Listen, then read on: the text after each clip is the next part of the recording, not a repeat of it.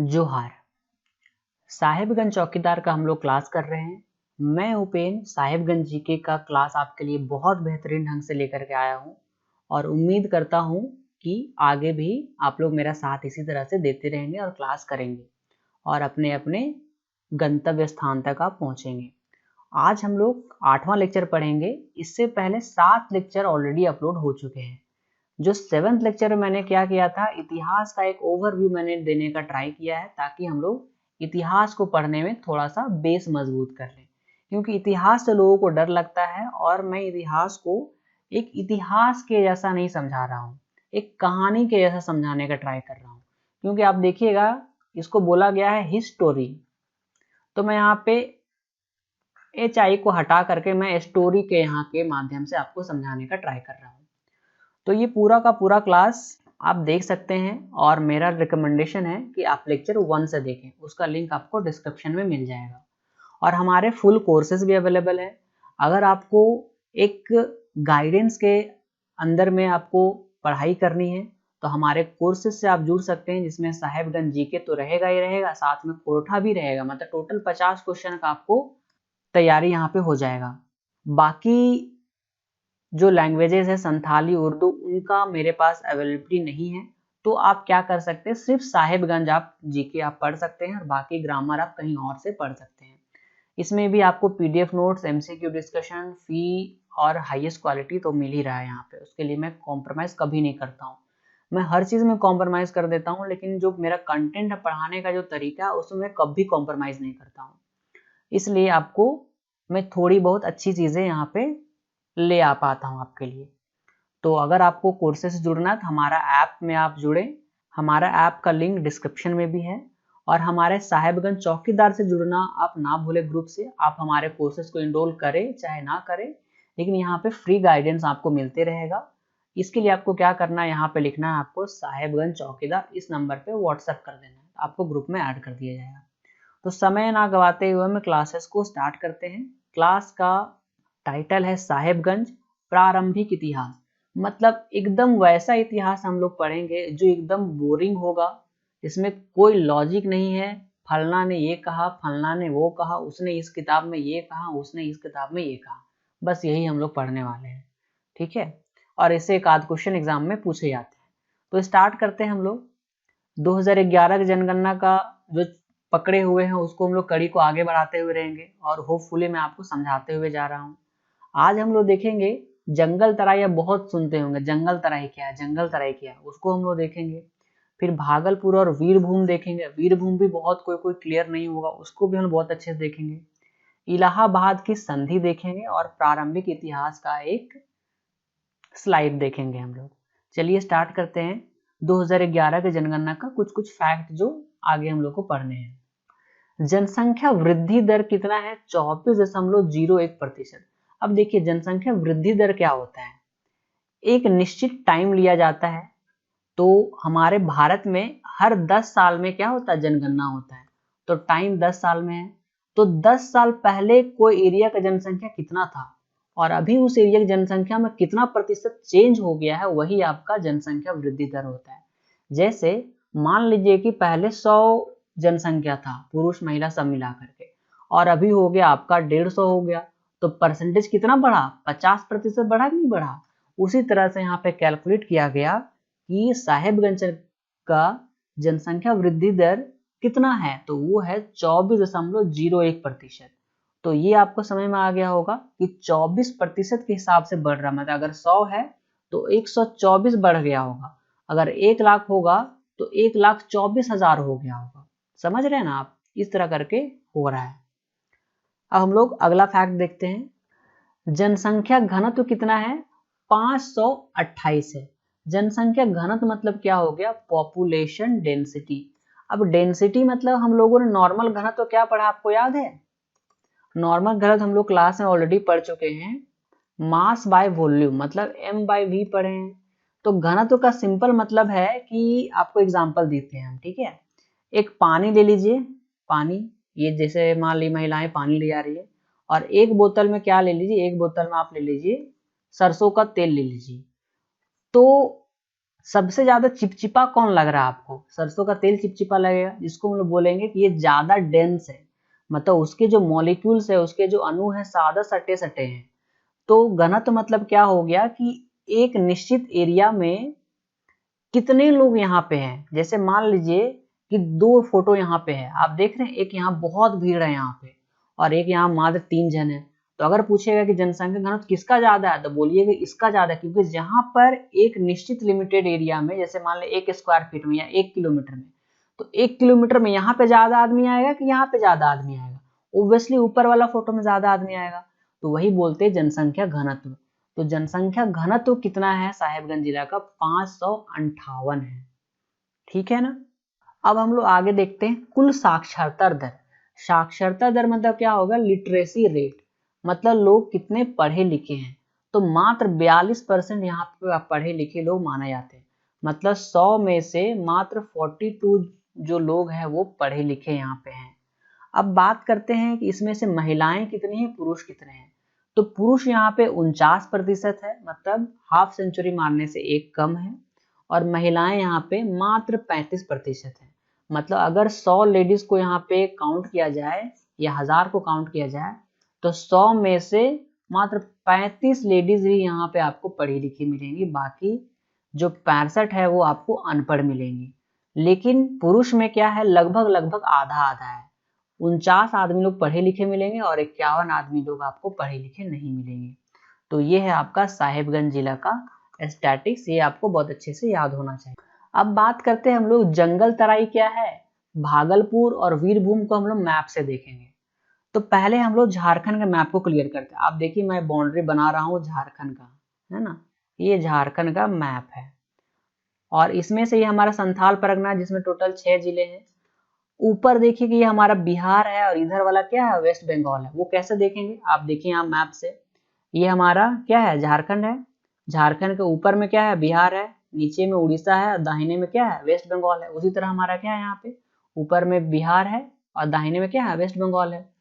तो संथाल परगना का जो ये वाला पार्ट है, आप देखिएगा ये बिहार से जो सटा हुआ है, यहाँ पे बांका है, ये भागलपुर है और ये कटिहार है।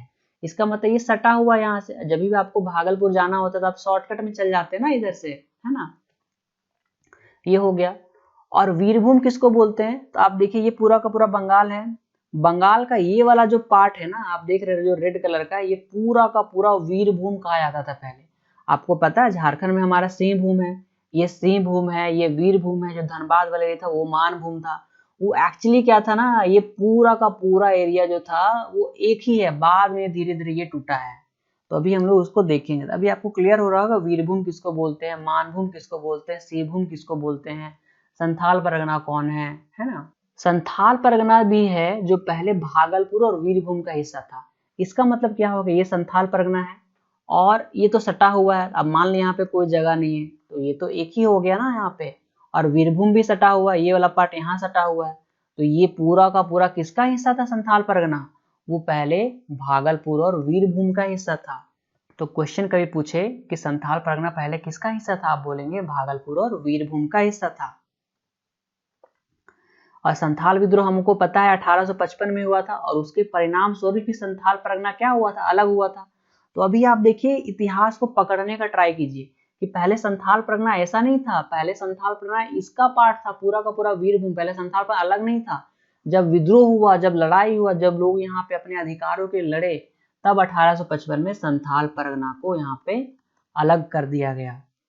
ठीक है कि नहीं। अब बात करते हैं कि जंगल तराई के बारे में। तो जंगल तराई में देखिए कौन कौन है। जो आप इतिहास में जंगल तराई या जंगल तराई कहीं नाम सुनते हैं, तो जंगल तराई मतलब उस समय क्या था।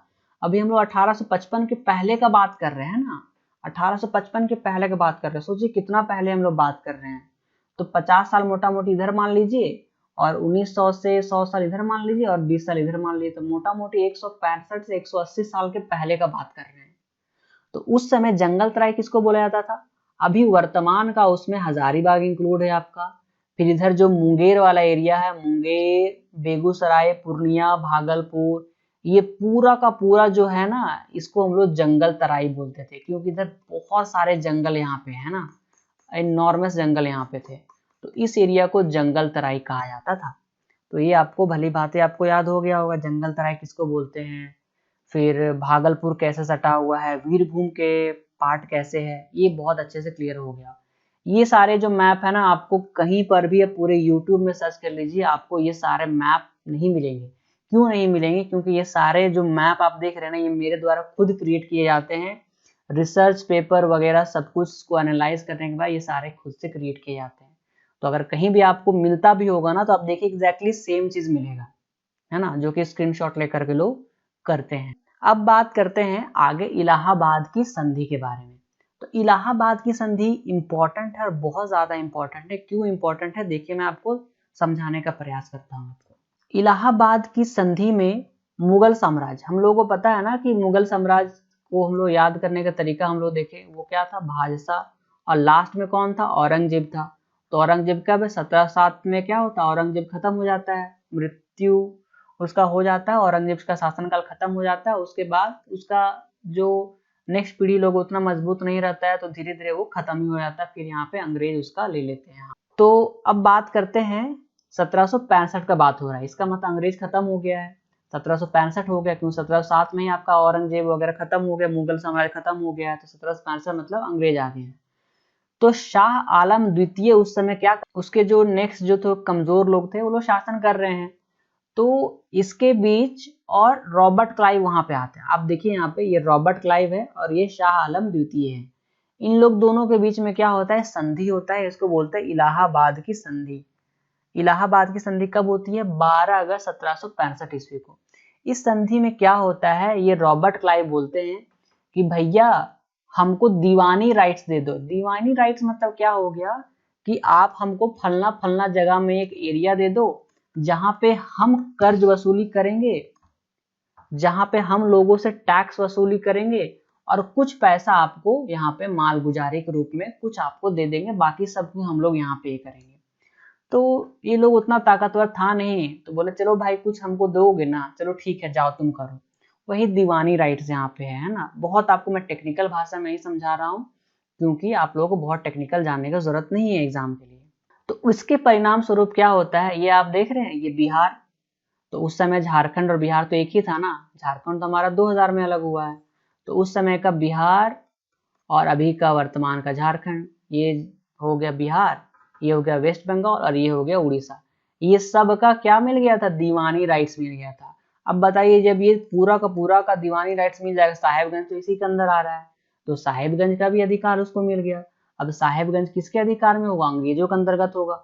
और हम लोग हैं झारखंड के वासी, हम लोग कंदमूल खाने वाले हैं, हम लोग अपना सुरक्षा से रहने वाले हैं, स्वेच्छा से रहने वाले हैं, किसी के अंडर में नहीं रहने वाले हैं। तो लड़ाई तो भाई हम लोग करेंगे जब मेरे पे कोई आएगा। तो वही यहाँ पे लड़ाई शुरू होता है, जब मेरे पे कोई प्रेशर बनाएगा, हम लोग आराम से रह रहे हैं और खुद फलना आदमी आएगा, ए भाई तुम ऐसे क्यों कर रहे हो, तो लड़ाई तो करेंगे हम लोग।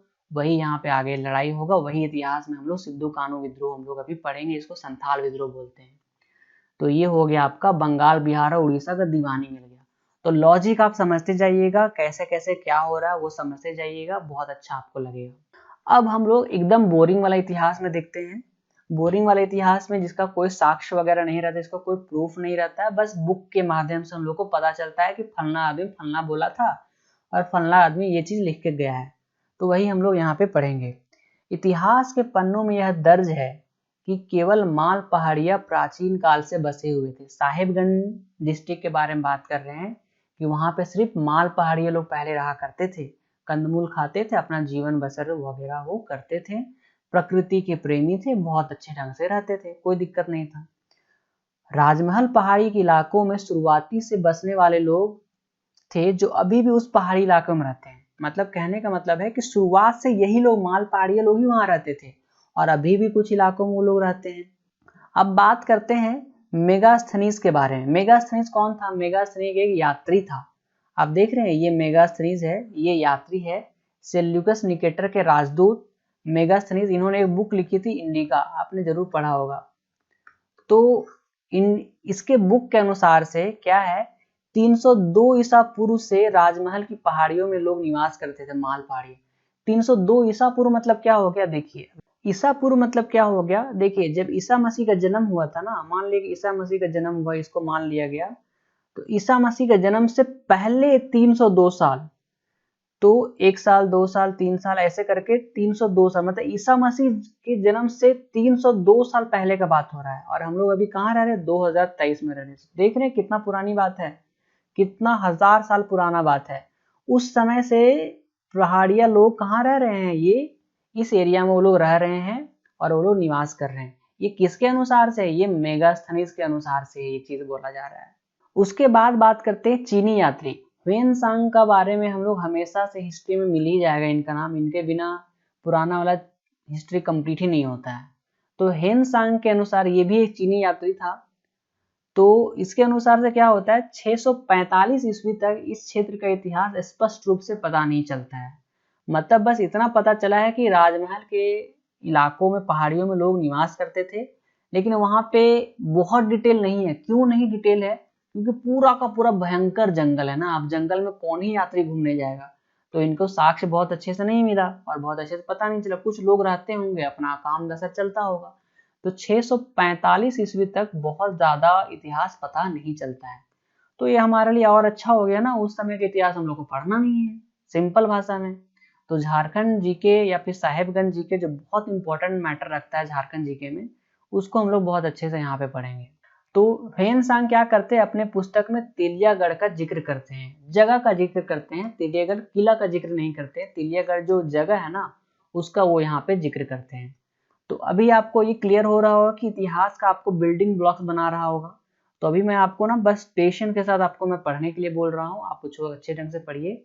हमारे साहेबगंज चौकीदार से आप जरूर जुड़िए। आप हमारे कोर्सेज में एनरोल है चाहे नहीं है, आप यहाँ पे ग्रुप से जुड़िए। आपको बहुत सारे इन्फॉर्मेशन यहाँ पे दिए जाते हैं। इसके लिए आपको क्या करना है, इस नंबर पे आपको लिखना है साहेबगंज चौकीदार। आप लिख करके व्हाट्सअप कर दीजिए, आपको ग्रुप में ऐड कर दिया जाएगा। और हमारे कोर्सेज तो आपको देखे हैं, अभी बहुत अच्छी ऑफर चल रही है, आप अच्छी तरीके से तैयारी कर सकते हैं। तो मिलते हैं नेक्स्ट लेक्चर में, तब तक के लिए धन्यवाद। All the best.